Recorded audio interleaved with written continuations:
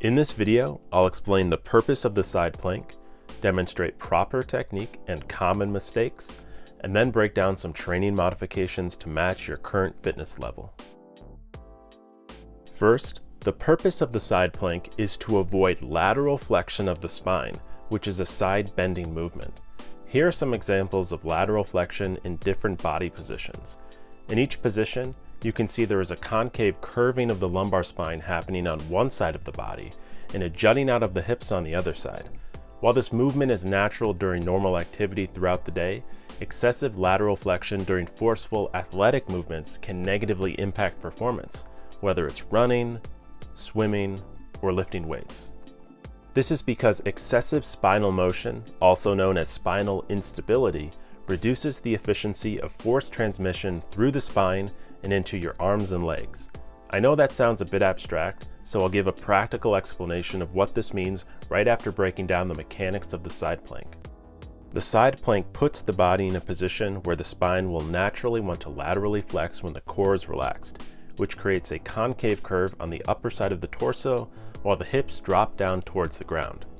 The goal of the side plank is to move your spine back to a neutral position and then prevent any lateral flexion from occurring by tightly bracing your core muscles, especially the ones on the side of the body facing the ground, since those are the muscles primarily responsible for holding the spine in neutral alignment while in the side plank position. This kind of spinal stability is known as anti-lateral flexion, and strengthening it will improve athletic performance due to more efficient force transmission, which is a concept I'll now explain. Here I'm performing a single arm overhead press. As I generate upward force into the dumbbell with my shoulder muscles, there is an equal and opposite downward force transmitted through my wrist, forearm, upper arm, and then spine. If my spine is not braced with my core muscles, the downward force will cause my lumbar region to buckle and laterally flex. This means that some of the force I directed into the dumbbell didn't actually move it at all, but instead caused my spine to bend under the weight due to a lack of core strength. Now here's an example of efficient force transmission made possible through spinal stabilization. Before I direct force into the dumbbell, I brace my core tightly, leading to minimal lateral flexion as I press the weight upward. This means that a greater percentage of the force I generated actually moved the dumbbell compared to the first example where my spine buckled under the weight. Training the side plank develops the core strength to maintain a stable spine in the single arm overhead press and many other exercises and activities. I'll now break down the technique of the side plank. While getting down onto the floor in a side lying position, place your bottom forearm flat on the ground, pointing straight in front of you. Make sure your upper arm is approximately perpendicular to the ground and directly under your shoulder. Then place your top hand on your top hip. Stack your top foot on your bottom foot with your knees and hips fully extended. Once in this position, actively press your bottom forearm into the ground while simultaneously pulling your hips up to remove any lateral flexion in your lumbar spine. You should feel your core muscles between your ground-facing pelvis and ribs tighten and work as you hold your spine in neutral alignment.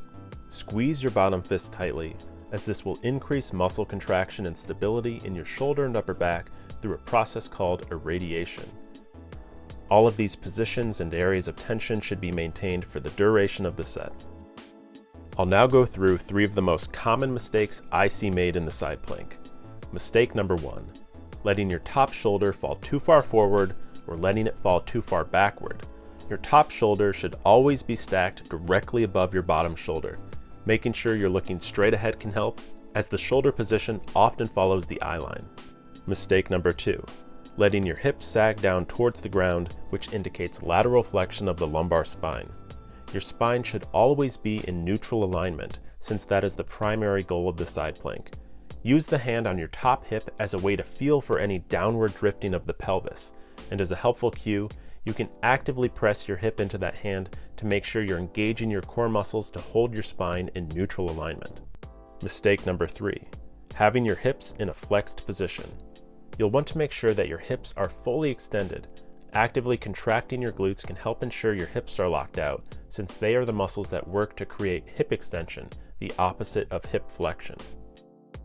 If you cannot do at least 3 sets of 10 seconds with proper technique in the side plank, here are some easier modifications you can do. Side plank from the knees. This involves the exact same technique as the side plank, except that you change your lower body point of contact with the ground from your feet to your knees. This significantly shortens the length of the lever you need to stabilize, making the side plank easier. Side plank from the knees with forearm on a raised surface. By increasing the height of your bottom forearm, you make your torso position more vertical, which is another step you can take to make the side plank more manageable. The more vertical your torso angle, the less your core muscles have to work to maintain your spine in neutral alignment. You can use available objects to progressively increase or decrease the height of your forearm. While you can achieve a similar position by extending the elbow, this can feel uncomfortable on the elbow and wrist joints for some, which is why I don't generally recommend it. If you can easily perform at least 3 sets of 30 seconds with the side plank, here are some harder modifications you can do to increase the core training challenge. Side plank with top arm extended holding weight. With this modification, you will increase the difficulty of maintaining neutral alignment because the added weight exerts force down through your arm, shoulder, and into your spine. Your core muscles will have to work harder to prevent your spine from bending into lateral flexion. Also, this modification introduces a rotational challenge on the spine, as any frontward or backward swaying of the weight will lead to spinal twisting if you aren't working hard to stabilize your entire body, including your upper back and shoulder. It doesn't take a lot of weight for this modification to feel challenging, so I recommend using between 5 to 30 pounds depending on your strength level. Rotating plank transitions. In this dynamic modification that also includes an anti-rotational challenge, you'll need to change your foot position slightly by placing your top foot in front of your bottom foot. You start in a side plank, move to a forearm plank position, and then move to a side plank on your other side, all while holding each position for a period of time. The primary focus with this exercise is to maintain the plank positions not just when you're still, but also when you're transitioning.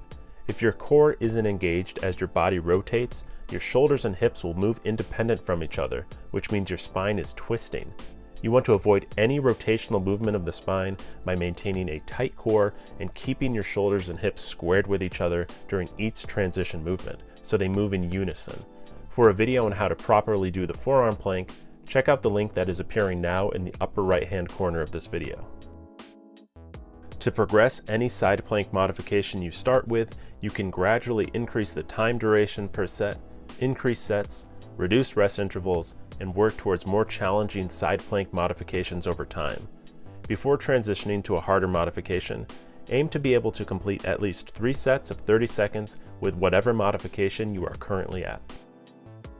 That's it for this video on the side plank. If you found this core training information helpful and you think it would be helpful for others too, please like the video, share it, and subscribe to my channel. And if you have any questions about the side plank, feel free to leave a comment. Thanks for watching.